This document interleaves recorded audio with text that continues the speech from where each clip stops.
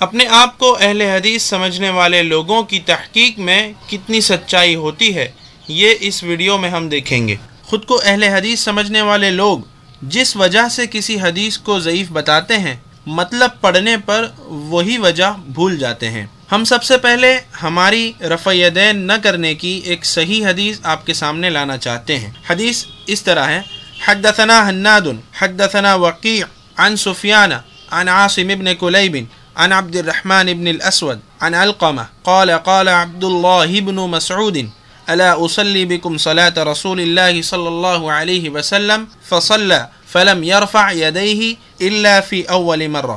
کہ امام ترمذی فرماتے ہیں حضرت عبداللہ بن مسعود رضی اللہ عنہ نے فرمایا، کیا میں تمہیں اللہ کے نبی صلی اللہ علیہ وسلم کی نماز پڑھ کر دکھاؤں؟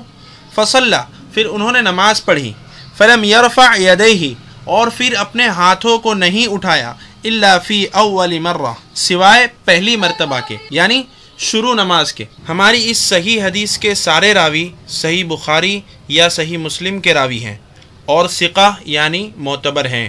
اب دیکھتے ہیں کہ اپنے آپ کو اہل حدیث کہنے والے لوگ ہماری اس حدیث کو ضعیف ثابت کرنے کی کوشش میں کیا کہتے ہیں۔ سوال ہے کہ ترک رفع یدین کے تعلق سے ابو داؤد کے اندر جو عبداللہ بن مسعود کی روایت آتی ہے کیا ہے صحیح ہے؟ اس پر روشنی ڈالیے، کیا ہم اس پر عمل کر سکتے ہیں؟ یہ حدیث پہلے تو سند کے اعتبار سے بھی صحیح نہیں، اس میں عاصم بن کلیب ہے جو منفرد ہوں تو حجت نہیں ہوتے۔ اب یہاں پر بھی سنیے، یہ حدیث ضعیف ہے۔ بعض لوگ کہتے ہیں نا تمہارے دل میں آیا تم حدیثوں کو ضعیف کر دیتے، تو ان کے دل میں کیوں آیا؟ ان کے دل میں کیوں آیا؟ اس لیے کہ تحقیق کے اعتبار سے حدیث کیا ہے؟ ضعیف ہے۔ نمبر ایک، اس میں سفیان ہیں جو کہ مدلس ہیں، اور اسی طرح سے عاصم ابن کلیب ہیں جو کہ اکیلے اگر روایت کریں تو یہ روایت ان کی حجت نہیں ہوتی ہے۔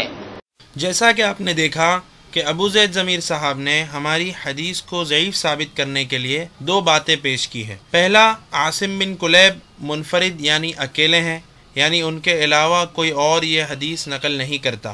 دوسرا الزام یہ کہ اس میں سفیان الثوری ہے جو عن سے روایت کرتے ہیں۔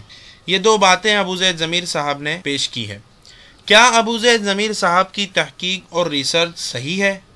اگر ہاں تو ہمارا یہ سوال ابو زید ضمیر صاحب سے ہے کہ آپ اور آپ کے فرقے کے پہلے کے محققین یعنی تحقیق کرنے والے ریسرچرز نماز میں سینے پر ہاتھ باندھنے کو سنت ثابت کرنے کے لیے ابن خزیمہ کی یہ روایت بیان کرتے ہیں۔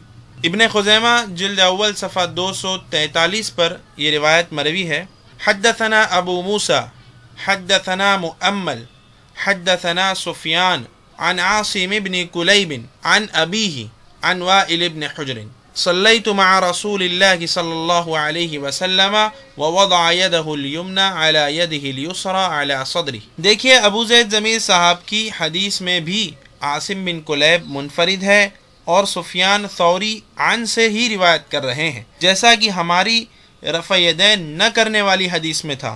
ابو زید ضمیر صاحب پھر تو اس حدیث پر بھی دونوں الزام آنے چاہیے، اور آپ کی جرح اور الزام کے مطابق آپ کی سینے پر ہاتھ باندھنے والی یہ حدیث ضعیف ہو جانی چاہیے۔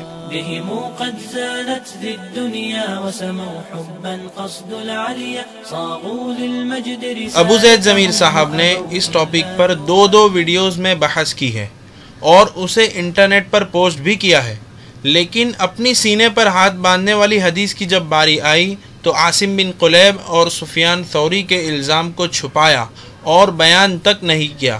ہماری حدیث کے 2 منٹ کے جواب میں ابو زید ضمیر صاحب کو یہ دونوں الزام یاد رہے، اور 2 گھنٹے سے بھی زیادہ کے درس میں اپنی حدیث آئی تو یہ الزام بھول گئے۔ یہ عجیب بات ہے۔ اللہ تعالی ہمیں قرآن اور حدیث کے نام پر اس طرح کی تحقیق سے بچائیں۔ انشاءاللہ سینے پر ہاتھ باندھنے کی حدیث پہ ہمارا عمل کیوں نہیں ہے، اس کی صحیح وجہ ہم آئندہ ویڈیوز میں آپ کو بتائیں گے۔ اگلے ویڈیو میں دیکھیے ابو زید ضمیر صاحب اور خود کو اہل حدیث عالم سمجھنے والوں نے اپنی ہی کتاب میں خود ہی کے لگائے ہوئے الزام یعنی عاصم بن کلیب اور سفیان الثوری پر خود ہی لگائے ہوئے الزام کا جواب اپنی کتاب میں دیا ہے۔ یہ کتنی عجیب بات ہے۔ تاکہ ان کی سینے پر ہاتھ باندھنے والی ابن خزیمہ کی حدیث بچ سکے۔